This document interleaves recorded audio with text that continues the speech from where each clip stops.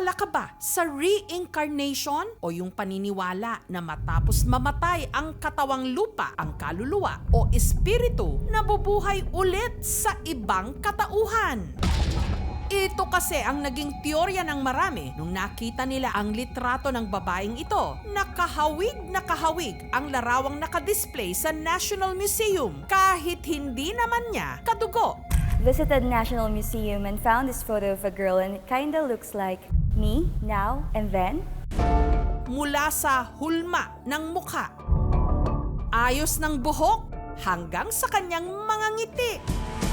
Ang babae sa larawan, para raw silang pinagbiyak na bunga. Oh my God, the resemblance. Baka AI lang yan, ate. So, totoo pala ang reincarnation? Sino ang babae sa litrato? Parang may magnetic force na karami-rami po ng art pieces na nandoon. Reincarnation o nagkataon lang?